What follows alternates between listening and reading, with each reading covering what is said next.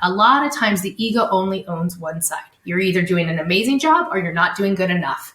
And that black and white thinking is typically what creates those insecurities. Whether the insecurity comes across as I'm confident, I'm the best, I'm going to prove I'm supposed to be here, or if the insecurity looks like, you know what, I'm never going to be good enough. I got to chase this ladder. I've got to, keep working harder. If I don't do this thing, I'm going to get fired. Welcome to The Thinking Leader, brought to you by Red Team Thinking. Bad leaders react, good leaders plan, and great leaders think. Each week, you'll get new ideas and insights from business executives, military experts, and innovative thought leaders to help you lead more effectively and better navigate your complex world. Now, here are your hosts, best-selling business author and top-rated leadership speaker, Bryce Hoffman, and former RAF Wing Commander and business agility coach, Marcus Dimbleby. Hello and welcome again to The Thinking Leader. This week I'm very excited because it's guest week. Bryce, my good friend, who do we have joining us today? Today we have with us Christie Garcia. Christie is an ego management expert. I love that title. That's a great title. She's also a speaker, a facilitator, and founder of the Mindful Choice Leadership Academy. We're going to be talking all about ego and leadership, which, as you know, Marcus, is one of my favorite topics. Christie, welcome to the show. Thank you so much for having me here. I'm super excited to visit with both of you. Likewise. So tell us, why is ego something that leaders need to be wary of? Such a great question. The reality is we all have an ego. Every single one of us. It's our unconscious mind that makes our decisions 95% of the day. So the more aware we are of that ego, which is driven by usually old stories, old beliefs, old mindsets, and their unconscious behaviors. So when we're aware of it, we can actually choose to intentionally create a better impact as a leader. And whether you're a leader at the top or a leader at the bottom, at the end of the day, leadership is leadership. And showing up with intention is really the only way to maximize your impact. And it's a bit of a catch-22, because the higher you go as a leader, the more opportunity you have for your ego to be inflated. And the more people you have around you who are actively trying to pump up your ego to advance their own careers, advance their own interest, and that sort of thing. And so it's far from uncommon, right, that very senior leaders end up with colossal egos that cause enormous problems for themselves and their organizations. Yeah, and I would even challenge that it's not necessarily that they have bigger egos. I think it's more they just get busier, right? They just have so many other things going on. And because it's the unconscious brain, they become more out of touch with the actual perceptions and reality of what's going on around them. So there could be less empathy. There could be less, reality to the perception of what is actually going on versus the perception they've created because they're out of touch with what's actually going on. And I think that's usually where I see the disconnect. I think human or egos at the top they all have the same symptoms, just different characteristics attached to it or different behaviors attached because of the level of thinking that they have to be at that, different higher spot. So what are some of the key symptoms? You mentioned symptoms there. Let's start getting into this. What are some of the key symptoms? And we all know about ego. Everyone talks about it a lot. Mm-hmm. But, you're this expert. I really want to get into the analysis of ego so we can really help our listeners understand it. So what are some of the symptoms that you see predominantly surfacing that we can help our listeners and viewers understand and see themselves when they're in the workplace?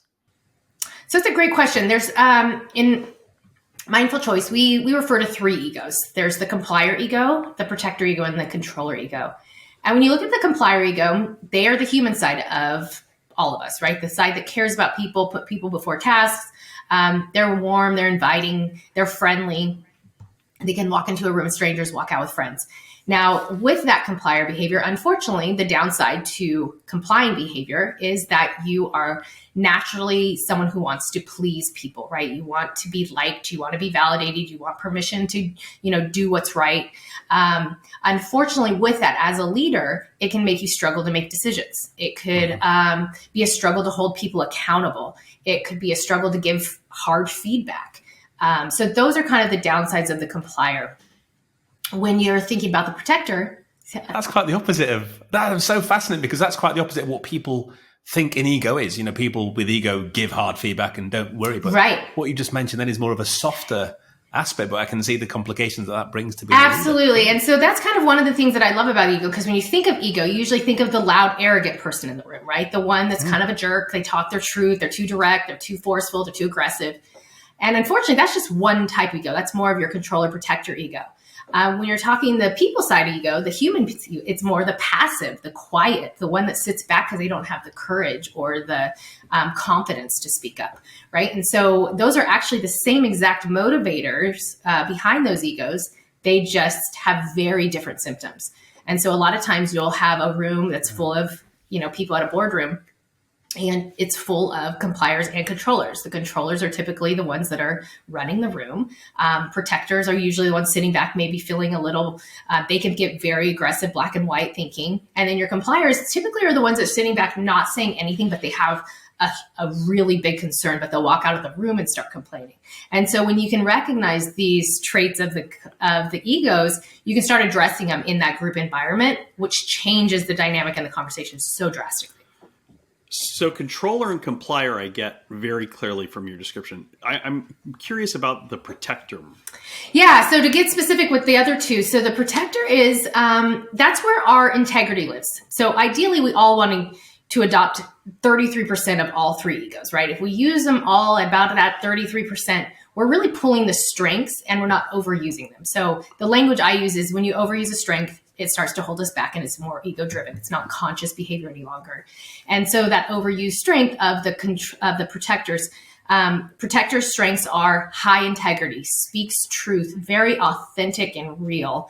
It's where we hold our own values and our own belief systems. Now, unfortunately, what happens with that is we become very stubborn, right? We can be very black and white thinkers. If we have strong value system, then it's like my way or the highway. And so again, finding that fine line. Protectors really have to learn gray because they are so black and white. It's either I'm either all in or I'm all out. I either love or I hate. I either am on board with this or I'm absolutely not. And I think that's where you have to really help a protector find gray. The strengths of protectors, though, it's where fairness lives. It's where truth and the things that are right for the greater good live. The visionary thinkers, the ones that get into deep problem solving. They're usually 10 steps ahead of everybody, which makes them more frustrated when they have to slow down and get into the details of today. And so a lot of times that creates a lot of controversy. Now, with that being said, where they can struggle. I wouldn't know anything about that, would I, Marcus? I'm just smirking for no reason whatsoever. I could just see Marcus. Did you see it? I know somebody. No words needed. Even Sam's nodding in the background. Well, and that's the beautiful thing about the egos is we usually are attracted to people, whether it's our life partner, our business partners, or even our employees. We usually start to hire people that are opposite of us or the same ego type because the opposites fill our gaps, right? We know that. Mm-hmm. The ones that controllers like to hire other controllers until they don't, because if you're a controller, right, it's all great if you're on the same team and you have the same vision. But once you get into the controller, so the controller is motivated by being the best and winning. And so they are, fast thinkers, results oriented, very efficient. And when you start to question their authority or question their vision and their path, they're going to get defensive. And so just again, recognizing these different ego types, one of the gifts of the controller is that's where passion lives. That's where charisma lives. That's where our charm lives, And so when we can really master that controller ego to bring the people along, then we all get to finish line together. And that's usually the gift of balancing controller egos out. This is so interesting, the nuance here, because I think when most people think about ego in leadership, the thing that's coming to their mind is the controller ego. Absolutely. And it actually might even be more of the protector, because protectors can be very intense, very direct, very black and white. The thing is that the paradox to me is, my background before I started Red Team Thinking, before I started working with companies as a consultant, and then in my current firm as training folks, I was a journalist for 20 years, a business journalist. And I had the opportunity to work with and watch some of the most famous CEOs of the past, couple of decades in a variety of industries. Everyone from, Andy Grove in Intel and to Alan Mulally at Ford, Sergio Marchionne at Fiat Chrysler, Akio Toyoda at Toyota, and and a lot of other CEOs at smaller companies, but who were no less impressive or unimpressive, as the case may be, as leaders, depending on their situation. And I always thought it was a bit of a paradox because, I never saw a leader, particularly of a large organization, that did not have a forceful personality and often an enormous ego. Perhaps the only example of a truly humble person that I encountered who was running a large organization would have been Akio Toyoda. And I think it's a function of the fact that Akio-san grew up to run Toyota, and the Toyota family values humility, does not put themselves in the spotlight. Yeah. And that sort of thing. In U.S. companies, though, I can't think of any company that I worked with where there wasn't at least a significant degree of ego of particularly more towards the controller or protector running the show. And the reason I say this is because the reason I say it's a paradox is because my perception was you need to have this forceful personality to move an organization, right, particularly an organization of 100, 200,000 people. But it's very easy for it to cross the line into something very dark and dysfunctional too. I love that you point that out, because I think that's where a lot of times we make the ego bad. The ego is not bad. It's actually what gets us our success. It's what gets us to the finish line. It's what makes us a good person. When we overuse it and it's not intentional, then the ego unconsciously protects us, right? And so the ego was designed when we were children, like 2 and 3 years old, starting at life situations. So, life crises and traumas and, moves and being bullied or having a tough teacher or having strict parents, like whatever your story is, it starts to build our ego. And we either learn it's safe if I'm quiet and I'm liked. It's safe if I, am a good athlete. It's safe if I get straight A's and I'm the smartest kid in the class, whatever the story is. And so we start to build our identity through this ego as a child. Now, when you think of it, right, a child is super egotistical. It's all about me. And until they're about 4, they don't even learn the word we, right? And so everything is I, me. And then we get into our teens and we almost start getting punished for the I mentality, because oh, wow, it's not just about me and everybody's letting me know that right now. And this really sucks. And then you get into your 20s and now you're a young adult and you're starting your careers, excuse me, and you're starting to have relationships. And now you really learn ooh, if I don't have people at the finish line with me, I'm kind of losing, but we don't really have an intentional thought around that. We just know it's uncomfortable when, we lose people or we get fired or we get laid off or we have confrontation. That sucks. But usually it's an ego-driven reason for why we're having that in our world, right? And so as you start getting further and further into leadership, if you don't learn about that ego, you absolutely need it. And majority, I would say, majority leaders majority humans have 1 to 2 dominant egos. And usually you have some form of, protector, controller if you are in a leadership role. Usually more of the controller and a complier or a protector to balance it out. But the reality is you have to have some control because it's results oriented. You cannot have a success. You cannot climb a corporate ladder. You cannot build a career if you don't have ambition, if you don't have drive, if you don't have passion, right? And so that is the strength of the controller. Go ahead. Go ahead. No, go ahead. I was just say, so, with that being said, even someone that has a dominant complier ego can be very driven by their controller ego. So, for example, someone who's motivated by being liked, they might have started their career of just, people please. You find the leader that's going to promote you. You just do everything. You workaholic at all night hours, and you get people going, and you do everything people ask you to do, even if you're burning yourself out just to get recognized, right? But your motivator is to be the best, to win, in order for people to like me, in order for me to get promoted. To get recognition. Right? And so again, there's a motivator for everything. Even if your dominant ego is not a controller, you can still have controller in you in order to get to that finish line. That's really interesting. And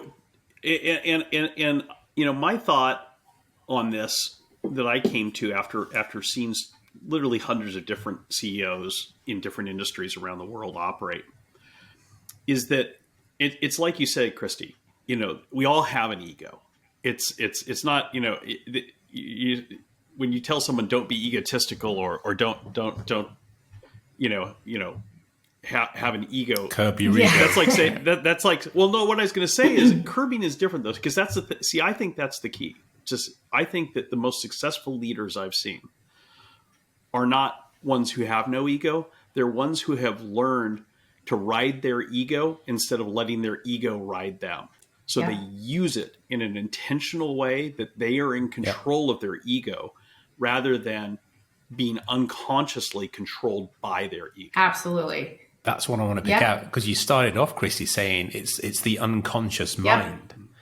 And that's the flaw, isn't it? Because if you allow your ego unconsciously to run wild in its predominant main factor, that's where you get the problems. But if you can understand it, and I think that's why it was great asking these questions, because I've learned so much about these three domains of egotism that people aren't aware of it. And if you become, it's like everything, if you become aware of it, you then know how and when to apply it, when, as Bryce said, when to temper it, when to push harder, and unleash those different variations of the ego you have within, because you all have it. Can't get rid of it. It's a natural internal capability that we all have. Absolutely. And it's not a bad thing. And I think we've got to go away from this stigma of ego is bad. Absolutely. I'm fed up of reading HBR reviews with the big guy in a suit and the cockerel going, ego is bad for leadership.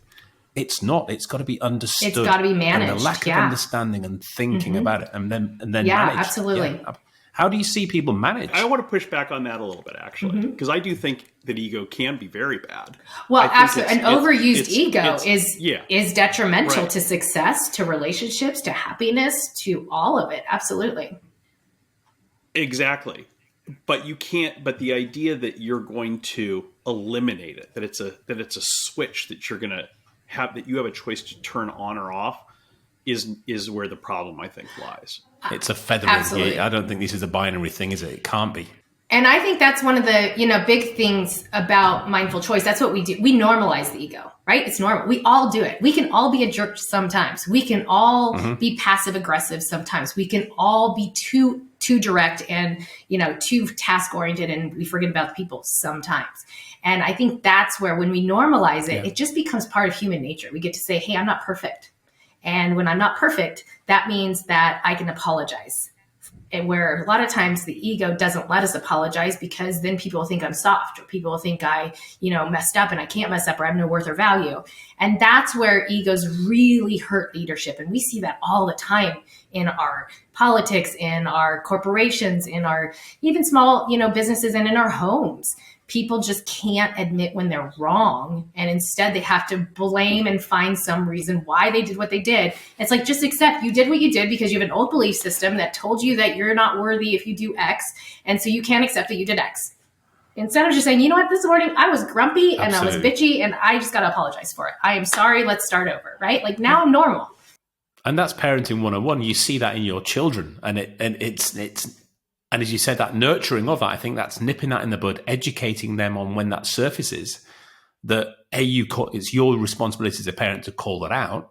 But as they grow, they recognize it, and it goes back to that feathering, that tempering, and understanding it yourself, so you can control it, hopefully, and then use it to more effective, behavioral Absolutely. outputs. And you say parenting 101. I think that's leadership 101 too. Right? When people get comfortable with egos and being able to hold each other accountable, then what I love the most when we start doing ego work within entire organizations, you start to see the entire team members be able to call people out and say, hey, I think your ego's showing up right now. Can we just stop and because they all have common language, right? Now you're not saying, oh, you're a real big jerk. You should stop that. It's like there's empathy when someone's ego shows up because you know it's not their best self. Yeah. You know that they're not consciously doing that thing, where instead when people come across as being a jerk, we naturally say, oh, they're just a jerk. That's just them. The most effective leaders that I've seen in my work are the ones that have mastered the ability to check their egos Absolutely. When they need to. Yep. And a lot of people, you know, my mentor, Alan Mullally, former CEO of Ford, former president of Boeing, I can't tell you how many people over the years have come up because he's such a warm and caring and sincere guy. And people say, it's amazing that he rose to lead these huge companies. And he has no ego. Yeah. It's not true. He does. Absolutely. But what he has is an amazing awareness yes. of the danger that letting his ego run him versus him controlling it has. And he has an amazing ability to check his ego at the door, to bring other people into the spotlight, to share the stage with other people, because he understands that building other people up helps him to be successful too. Right.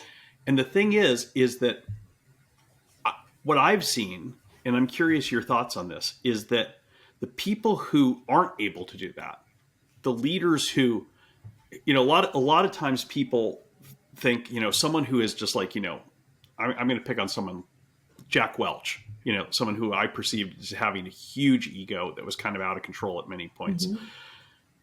People view that as strength. Like, you know, this guy is such a big stud that he's got this huge ego and he doesn't care what people think about him and stuff. I think that people who are like that are coming from a place of deep insecurity and deep fear. Absolutely. And it's the confident people who are secure, who are able to say, you know what? Yeah, I think I'm a pretty big deal, but I'm going to check that and bring these other people to the fore with me because I'm confident enough that I don't need to own every inch of the spotlight. Absolutely. And confidence lies, you know, is an ego tactic that lies in all three egos. And it looks very different for each one. You know, the in-your-face confidence, absolutely, it's driven by insecurity, but so is the too humble, right? And so I think a lot of times it's recognizing, you know, when you know your ego type, you know which way you naturally go. If you're a controller, you're naturally going to go to the more arrogant, you know, overly confident, by your own press story. If you are a protector, you're most likely going to go one way or the other, depending if you have a secondary that's complier or controller. If you have a controller secondary, you're most likely going to go to that very loud, in your face, I'm the best, I'm right, get out of my way energy. If you tend to fall more on the complier, you're going to be more of the overly humble, insecure, to where it's like you don't take any credit. Right. And so recognizing where do you fall, compliers too, they can fall in either, you know, the victim or the martyr mindset as well. Like it's either I'm amazing or I'm never going to be good enough. And so I think a lot of times that confidence that you're seeing, controllers naturally have the ability to walk in a room and put the show on. It's one of their biggest gifts. Now, when it's overused, that energy can be, you know, it can be a turnoff, right? And it's like, that's a fake facade. Now, with that being said, that's actually the strength that a complier and a protector have to pull from. They need some of that 33% of that arrogance is one of the identifications of an ego. But arrogance at 33% is just authentic confidence. It's just you saying, I know when I'm worthy. I know when I need to take ownership, and I know when I need to take credit. But ownership is about good, bad, and ugly. And you can only be authentically confident, like genuinely confident. I don't need validation. I don't need permission. I don't need anyone's approval. I don't need to prove myself and my worth to anyone. And when you can own your good, bad, and ugly, that's when you just get to show up and say, this is me, take it or leave it. I don't care what you think.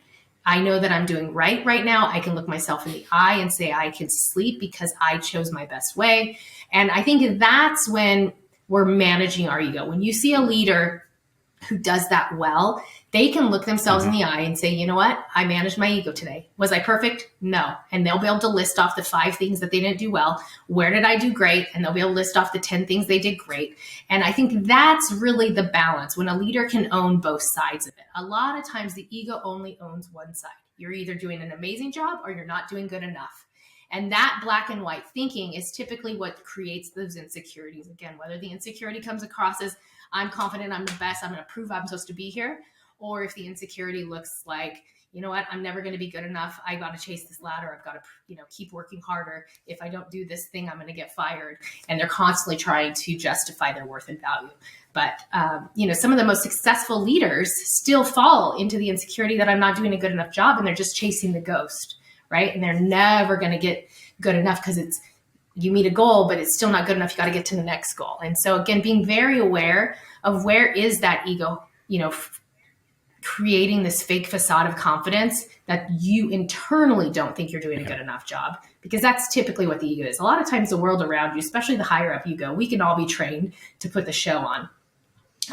And so most of the time, Imposter syndrome. Exactly. Most of the time the ego is the imposter, and high level leaders have that imposter just as much, if not more so, than the guy at the bottom. Absolutely. Let's take a short break, and when we come back, let's dive into that imposter syndrome and how to overcome it. Hey folks, Bryce here. If you're listening to this and you're liking what you're hearing and you're wondering, am I a red team thinker? We have an easy way for you to find out. Just go to the show notes, click on the link there to our free assessment to find out if you are a red team thinker and what you can do to think more effectively, to lead more effectively, and to make better decisions faster in your complex world. Like I said, the link is in the show notes, or you can simply go to our website, redteamthinking.com. Check it out. I can't wait to see how you score. Welcome back. So before the break, we were talking about imposter syndrome and ego. And it got me thinking, when I quit my job as a journalist and started working with CEOs, I was really stunned by how many leaders had imposter syndrome and how many leaders were really deeply insecure about their positions at the top of large companies. And it was, I imagined that they were all going to be uber confident and stuff, because that's what I had seen externally as a reporter. And, when you come in, and I'm sure you experience this, Christie, as a coach, when you come in and you're working with people as an outsider in their organization one-on-one, you're the person that they can let their guard down to, because they're terrified of letting their guard down to anyone on their team. And it was really, really surprising to me. And it really seemed like a very prevalent pathology, if you will, this imposter syndrome leading to ego issues. Yeah. And, that imposter syndrome looks different for everyone, but every single one of us feels like the imposter takes over at some point. For the controller, we very rarely will admit that we have an imposter going on, because we have to buy our own press. We are not worthy and we do not have value unless we say we are the best and we are going to win. Now, that does not mean that deep down inside we are not terrified. And a lot of times we won't even take on tasks that we don't think confidently that we'll win. That's one of the downsides of control, is we procrastinate things that we think we're going to fail at. We procrastinate things that we typically don't know how to do, even if we said we did, because a lot of times we're fake it till you make it is our motto. Like, we can do this, let's figure it out, and we'll get to the finish line. And now, a lot of times we will overspeak or overcommit because, again, the ego has taken over. But I think on the other end of that, you've got the protector who, most of the time, they have to be right. That's their worth and value. So if I'm not right, I'm not worthy. And a lot of times when they mess up or they have to own a mistake, it becomes to that place of imposter so deeply that it will be paralyzing to them. And you either get that very defensive protector that has to justify their worth and value. And so it comes across as they're attacking the person in front of them, but really internally they're attacking themselves. Or the opposite, where they will just completely shut down and check out, like, done, not going to do it anyways. And then you've got the complier imposter, which will just sit back and kind of go into that place of, I'm not good enough and I just have to keep going. I have to work harder. Got to do this. I'll never be as good as so-and-so. I'll never be the leader they want me to be. And they constantly are having to prove that they're supposed to be there. And yeah, right. Because it's like, wow, it's like, this is like, I know, I was thinking about it. Emotional drain. Especially because it's such an unconscious emotional behavior that most of us would never consciously out loud say, oh yeah, I feel like that, right? I mean, we're starting to use this language, so a lot of us are becoming more aware of it. But back in the day, that wasn't something we were consciously aware that was even a thing. And so it is draining. It's exhausting. And unfortunately, those... But I've seen people behave like that. Those examples you gave, I can recount over 20, 30 years of seeing someone shut down and do that. Totally subconsciously. Absolutely. And I thought, well, why did that happen? Now I play about the scenario and I can see they were that... the ego. Protector or whatever they were doing. Absolutely. Kicking in. Yeah. Yeah, it really is. Because again, what I love the most about ego management is once we start recognizing the ego, it actually creates so much more empathy in the world because people now can understand why someone's doing what they're doing versus judging what they're doing. And I think that's the freedom that comes with ego management. One, for yourself, you give yourself permission to be, imperfect. You have sympathy for people when you see that their ego's riding them like a horse, and that they don't even know that it's driving them to this defensiveness, or it's driving them to lash out, or, yeah. I was just saying, knowing that it typically is an insecurity-based motivator, right? Whether your fear of failing or fear of being seen is typically where the ego shows up. And you talked earlier about the three types, and normally people have a blend of two. Is that the majority norm, or have you seen people with elements of all three? Or is that something people learn? Absolutely. I think majority of us, especially the older we get in life, we have all three. And sometimes we'll have two in our personal life and then two at the workspace, right? And so I think ultimately the goal is to pull from all three. And the more self-aware you become, the more you start to use all three egos because you understand the balance that they all create in your world.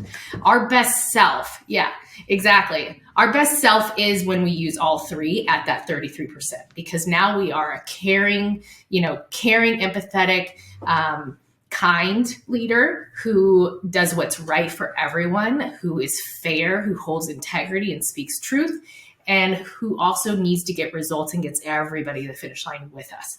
And so when we can use all three, that's just a well-rounded individual, whether we're talking about our family or whether we're talking our business. If we're at the finish line by ourselves, we're not winning at the end of the day, right? I love that. If we're at the finish line by ourselves, we're not winning. You said that earlier and it gave me chills. It's a great line. It's like, and you see that so much. You see people who I can think of a lot of folks who are in politics and business and government who kind of make it to the top of the dunghill, because that's usually what it ends up being, and are up there. I'm number one, and look, there's just a tattered ruins of their friends, families, companies, societies in some cases around them. Yeah. So really understanding them. I was reading your Forbes article and going into the details of each one of the three. And I think, if you can master, because obviously there's pros and cons within each, aren't there? So as you were talking about there, if you can understand and bring the three elements that are the top end versus the bottom end out when you know and understand them, it goes back to that mastery and understanding of it yourself. And I guess the scenarios you're in, if you can work out workplace, family, I'm walking into the scenario X, and that is likely to trigger, ego ABC, knowing myself, and therefore I need to throttle back on this. I need to forward lever on that one. That's really fascinating. And the self-understanding is crucial. What is some other advice, Christie, that you give to your clients on how to balance their egos out and get some control over them as opposed to letting them control them? Yeah. So ego management is a lifelong journey. I think everybody always says, well, how do I do this? How do I fix it? Egos don't go away. You can't fix it. Yeah. And so egos don't go away. So I always just tell people self-awareness and ownership are the two components. When we go through the academy, we start there. and we end there. Because at the end of the day, self-awareness and ownership, it changes over time. Just because today you're self-aware about what today's traits are, your ego can look different tomorrow based on life circumstances. And so, always allowing yourself to just be present and conscious and intentional with how you're thinking. So, that's step one. Why does this matter to me? When you do get triggered, when you feel an emotional response, the ego is triggered by emotions, change, feelings, hard things, anything we can fail at, but it can be good stuff too, right? Love. Think about if you're married, think about the night before, the week before, the 6 months before you get married. There's so many emotional roller coasters that go on. That's fear-based, that's exciting, but then it's scary. And all of that is ego-driven, right? The ego wants to get excited about it, but it also wants to prepare you for disappointment. And so you constantly are in this battle of what am I really feeling? And so the bigger question is not just what you do, but why do you do it? When you know why you do something, you can now change it. Most of the time when you go through professional development or personal development, you look at what you do. Here's 4 tips to change it. And it doesn't ever get into the why. Why are we doing this to begin with? And once you get into the whys, now you're into the belief systems. Now you're into the bigger thing. Because if you think about any issue that arises in your life, any confrontation, any struggle, most likely it's the same story that keeps repeating itself over and over and over again with different characters, different topics, different situations. Right? Until you learn that lesson. And that lesson truly is the ego, you're not learning about the ego's tactic in that situation, that unconscious mindset, belief, or behavior that continues down the same pattern, the same process, or leads to the same results every time. And so you have to stop and get self-aware. Why am I doing this? And why does this matter to me? Why does it matter to someone else? And start to shift perspective to a bigger viewpoint. The more we can get... And that mastery of intervention is at that point. Absolutely. Intentional thought. And then the more you can get away from it. Like once you know your ego's triggered, the further you can get yourself away from that. The ego is I-centric, right? I have to be right. I have to be liked. I have to be the best. And so when something triggers us, someone else is the problem. And we become either the victim or the martyr. So when you start to look at it and say, why does this matter to me? Why does this matter to the other person involved? Why does it matter to the community, to my company, to my team, to my customer, whatever it is, and you keep getting it further and further away, there's less emotion. It's no longer about me. It's about the thing. What's the outcome I'm trying to create? And now it's no longer about the emotion that it's creating, but the outcome we're looking to achieve. Right. And we can have a totally different conversation. There's empathy, there's perspective shift. You're no longer looking at it through just your lens. You're now looking at it through 17 different lenses, and you're able to see it from a bigger place. And so that's the easiest way to get out of ego, is to make sure you get into that bigger perspective. Well, you have to get into the unpacking of it, like you said, of the understanding the why, if you're going to deal with it. Because full disclosure, I used to think that because I knew I was an asshole, and I would own being an asshole, that made it okay that I was an asshole. And, absolutely. And I literally would tell people, I know I'm an asshole, and as though that somehow made it okay. Like, because I was, because I think it was because it's not, I know it's not okay. I learned that ultimately, but I think part of the reason why it took me a while to even realize that was not okay, to just, that was not enough, was because I saw so many people around me who were assholes who didn't recognize that they were assholes. And so I thought, oh, look at me. I know that I'm an asshole. Therefore, it's okay. And I would, and then I could apologize for being an asshole. But then, at some point the penny dropped, and it was like, what would be even better? Not being an asshole in the first place. Yeah. That leads me to my contrarian thinking question I want to come in with here. Where does narcissism fit into this? Because the ego is unconscious, as you said. Narcissism isn't. It's something we're born with. And the two are very similar from the outside looking in. But where do we see where, as a coach, as somebody supporting a client, where that's ego, we can help that, whereas narcissism, we can't. And there's that clarity we need as somebody working with that individual. What's your expertise and advice in that area? So that's a really, really good question. And actually, I think it's kind of I want to go back to the asshole comment really quick because I think they're semi-related. That's where the ego doesn't take full ownership. It's going back to the authentic confidence and confidence, right? You portrayed as confident by saying, yeah, I'm an asshole, whatever, do what I need to do anyways, right? And so that was your way of masking an insecurity underneath that, whatever the action was that you were doing. Some people come up, are the comedians and that's their mask. Yeah. Some people are the assholes and that's their mask. And so with that, I think a lot of times, I will say, I think it probably did make you come across as less of an asshole by just saying I'm an asshole, right? It may not have made anything better, but at least, again, people are like, well, at least he knows he's an asshole. So I think there is one level of awareness and respect that comes with that. Then the next level is true ownership. Why are you being the asshole? Because that's the question most people never get to. They just take ownership of a behavior. They've heard over and over they're a jerk, or they know that they're being a jerk, but they don't know a different way. Yeah, goes back to the why. And that's typically what the ego is. Yeah, the ego is a behavior we've adopted. It one time served us. Most of the time when we were in our maverick years, when we were in our teenage years, when we needed these tools, they got us to where we're at. So we needed the protectors to come in and save us for certain situations.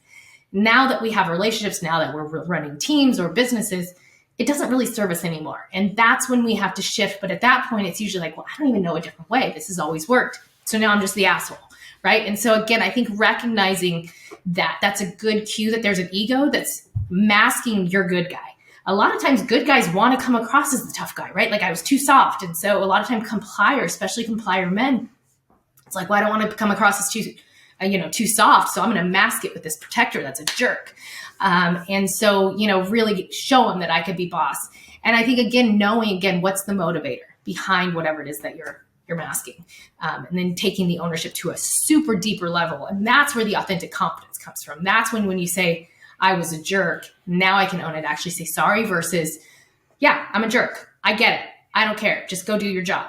And so I think that's a great segue into the narcissist, because I think a lot of times the ego does come across as a narcissist, whether you are a complier, controller, or protector. A lot of times the protector is the one that can probably come across if you list out traits of a narcissist. A lot of times the protector ego can look that way because it is so black and white. The difference is narcissism is a mental disorder, right? Like that's something that small population of the world has. Unfortunately, I think we're bucketing a lot of people into it right now. Yeah. And it's really wrong, because I think a lot of times the people who are claiming someone's a narcissist is someone that's being a victimizing their own circumstance and blaming someone else. And that's their ego, right? Your ego is saying, I have no control of my own life. And now I have a narcissistic boss that's a jerk and it's his fault that I'm unhappy.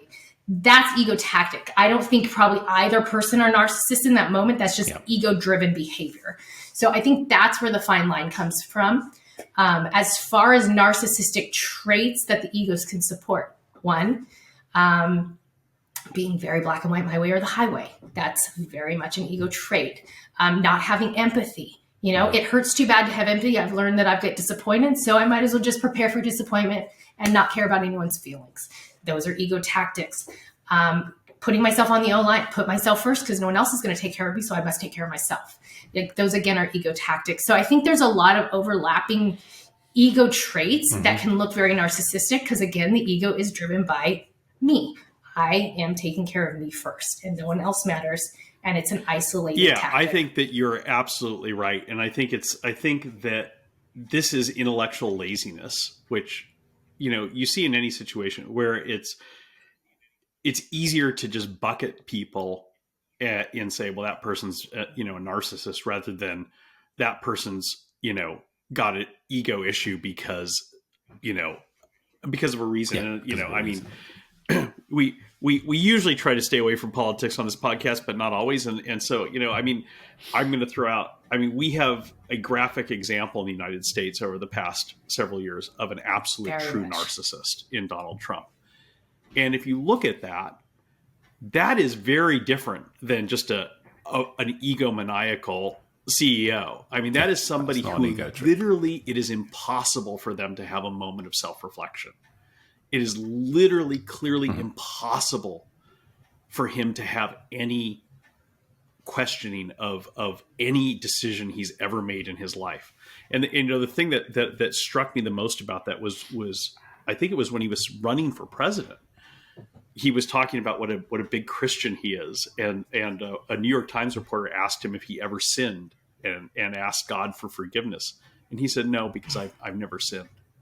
And it's like, that is like, unbelief. Yeah, 100% belief as well. You know, and I think Elon Musk is another example of absolute narcissism, where they just are completely unwilling and unable to look at the fact that they may have made a mistake in something they did. And every single thing that happens is somebody else's fault.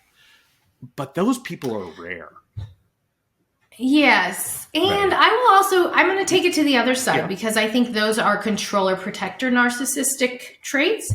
I think you've got the Obamas and the Hillarys and, you know, the Joe Bidens that also, they just have more of the complier. So it's more likable. It's less aggressive.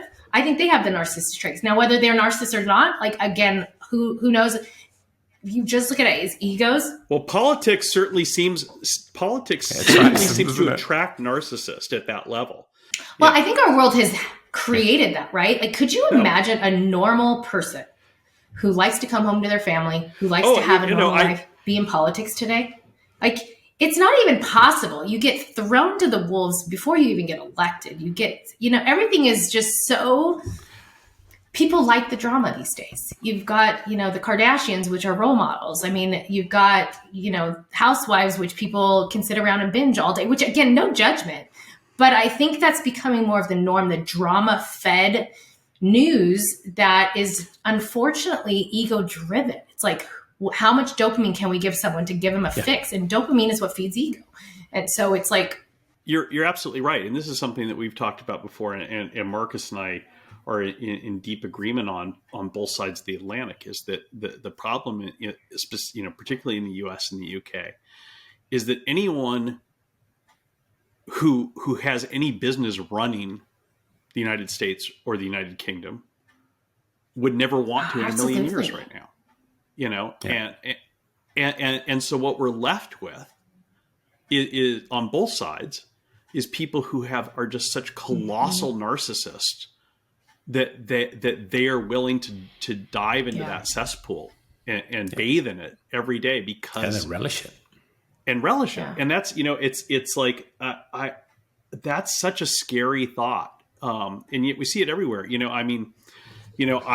I've known people who would have been good presidents who were asked to run by people with money and resources to run and said, not in a million years. Not going to do that to my name or my family. Ethics, right? You name it. One person who I have longed to vote for as president my entire adult life, and this will be controversial to some people, but I'll say anyways, is Condoleezza Rice. And I thought she was one of the most brilliant leaders we've had. And she, during the election that ultimately led to Trump becoming the Republican candidate, she was asked many times to jump in and save the Republican Party and run for president. And she said every time, she said, I was Secretary of State. No one can say I haven't given this country a lot, and I've got better things to do with my life. And I think also she was done with it, right? Whether it was because it's like any job. I think a lot of times when we look at politicians, just because you have great ideas, just because you got big personality, just because you think you can handle it, are you really the right fit, right? And I think a lot of times that's where that power of humbleness to be able to say, is this me just chasing and proving? And I think, unfortunately, there's people that are just chasing and proving. I think Hillary Clinton's a perfect example of that. I mean, Joe Biden is. How many times did he run for president, right? There's a point where it's like, when do you just stop? I mean, Trump's doing it right now. Like, if this has become the pattern, like, let's run 57 times to prove that we could be president of the United States. It's like, no, that's not how this works. This job is not for everybody. Let's get someone in there that deserves this job, that can truly change and, impact the world in a better way. Because we need it. Yeah, we need the person with integrity and. Yeah. Well, and that's like, Marcus and I talked about this a lot during the pandemic. I mean, it was staggering that Boris Johnson could create this train wreck that he was creating, and there was no one to challenge him, because there was nobody on the other side, or even in his own party, who was willing to, who had the ability, who was willing to step up and say, you know what, I'm just going to dive into this to save the show. And that's because of what you said. I mean, politics has just become such a vile platform. Well, and I don't even think it's the person anymore, too, right? Like, really, when you look at it, we're looking at just a bunch of characters. They're characters that has a marketing team that's putting all the language out. Like, I think that's the part that's more scary than anything else. Is it's hard to, you were talking about groupthink in one of your guys' podcasts.